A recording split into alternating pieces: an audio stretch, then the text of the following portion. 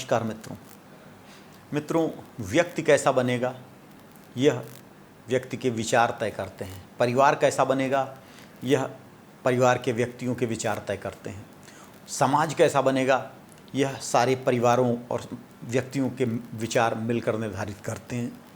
हमारी चेतना जिस दिशा में जाएगी हम वैसे ही बन जाएंगे। हमारे जैसे विचार होंगे हमारी चेतना भी उसी दिशा में जाएगी।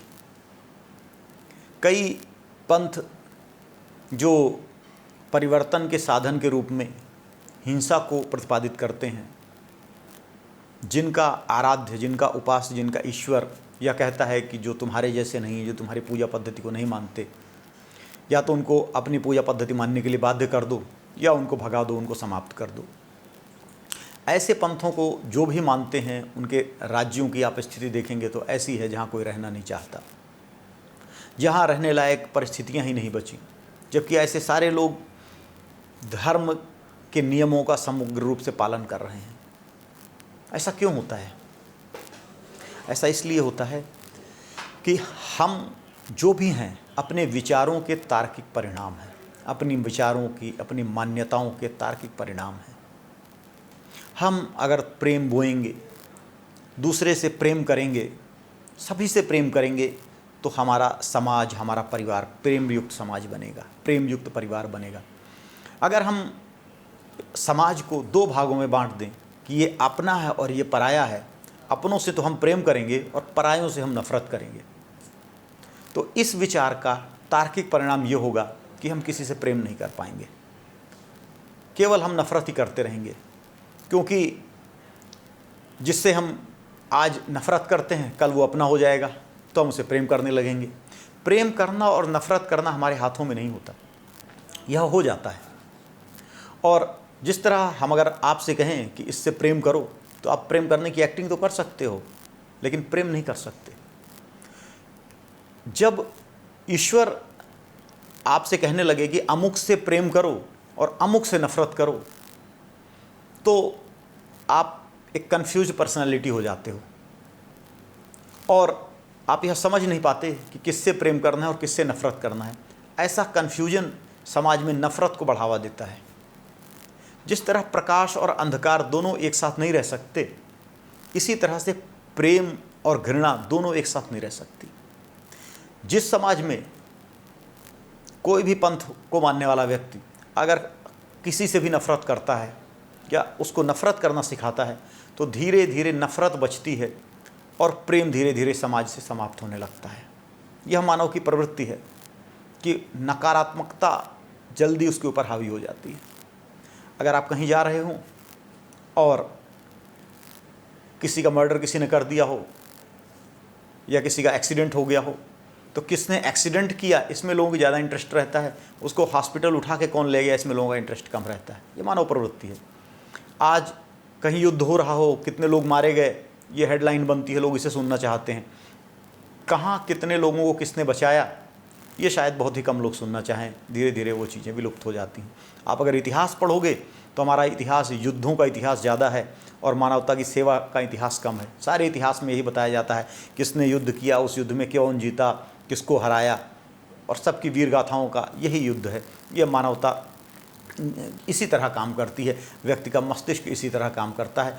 जो भी व्यक्ति, जो भी पंथ किसी एक को प्रेम करना और दूसरे को नफरत करना सिखाता है, वहाँ केवल नफरत का ही राज्य बचता है, केवल नफरत करने वाले लोग ही बचते हैं। हम अगर अच्छा समाज चाहते हैं, हम अच्छा देश चाहते हैं, हम अच्छे मानव चाहते हैं, तो हम किस तरह विचार करें, किस तरह जीवन जिएं, समाज का क्या आदर्श हो।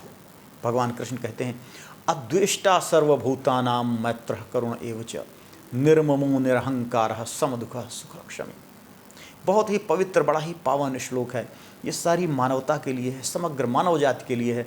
ये ऐसा श्लोक है जिसको हर मानव को अपने जीवन में पालन करना चाहिए। अगर वह अपने जीवन में, अपने परिवार में और अपने राज्य में और पूरी दुनिया में शांति चाहता है तो इस श्लोक पर अमल अवश्य करना चाहिए। इसका अर्थ है अद्वेष्टा सर्वभूतानाम, अर्थात जितने भी भूत हैं, प्रकृति में जो कुछ भी है, जो कुछ भी हो चुका है, उनके प्रति, किसी के प्रति भी द्वेष न रखे। अद्वेष्टा सर्वभूतानाम, केवल मनुष्यों के प्रति ही द्वेष न रखे नहीं, मनुष्यों के प्रति भी द्वेष न रखे, पशुओं के प्रति भी द्वेष न रखे, नदियों के प्रति, पहाड़ों के प्रति, वृक्षों के प्रति, किसी के प्रति भी द्वेष न रखे, कोई उसका दुश्मन न हो। अद्वेष्टा सर्वभूतानाम मैत्रः करुण एव च। ऐसा नहीं केवल द्वेष न रखे, नकारात्मक प्रवृत्ति न रखे। द्वेष न करना भी एक नकारात्मक प्रवृत्ति हो गई, मैं किसी से द्वेष नहीं करता, नहीं, बल्कि मैं सबसे मित्रता रखता हूँ और सबके प्रति करुणा रखता हूँ। जो भी दुखी है मैं उसके दुख से दुखी हो जाऊँ। एक जानवर है, बेजुबान है, अगर कोई उसको मार रहा है तो मैं उसके दुख से दुखी हो जाऊँ। किसी को भी दुख मिल रहा है मैं उससे दुखी हो जाऊँ।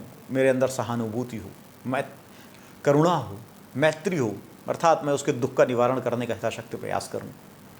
अद्वेष्टा सर्वभूतानां मैत्रः करुण एव च निर्ममो निरहंकारः समदुःखः सुखः क्षमी। निर्ममो, निर्मम केवल ममत्व न हो कि यह मेरा है इसीलिए यह मुझे प्यारा है, यह मेरा नहीं है इसके साथ जो बुरा होना है हो जाए, ऐसा नहीं। मैत्री और करुणा जो है वो सबके साथ हो। ममत्व का भाव न हो कि यह मेरा बेटा है इसलिए मैं इसका पक्षपात करूँगा, इसको मैं हर अच्छी चीज़ दूंगा, ये मेरा बेटा नहीं इसलिए मैं इसके साथ बुरा कर दूंगा।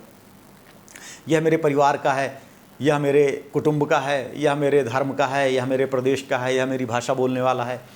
इस बेस पे किसी के साथ भी पक्षपात करना ये आपके लिए उत्तम नहीं है, ना आध्यात्मिक कल्याण के उत्तम है, ना मानवता के लिए उत्तम है। निर्ममो निरहंकारः, और अहंकार से व्यक्ति को रहित होना चाहिए, क्योंकि जब भी आप अगर अद्वेष्टा हो, द्वेष नहीं करते, तो आपको अहंकार आ जाता है। देखो मैं कितना महान हूँ, मैं किसी का तो द्वेष नहीं करता, मैं सबके साथ मित्रता रखता हूँ, तो मैं बड़ा महान हूँ। मेरे अंदर कितनी करुणा है, मेरे अंदर कितनी दया है, मैं कितना महान हूँ। ये भाव आम इंसानों के अंदर आ जाने लगते हैं, इसलिए व्यक्ति अहंकार से युक्त हो जाता है। जब व्यक्ति करुणा भी रखता है, दया भी रखता है, द्वेष भी नहीं रखता, लेकिन अगर ऐसा व्यक्ति अहंकार से युक्त हो गया तो इसके ये सारे गुण बेकार हो जाते हैं।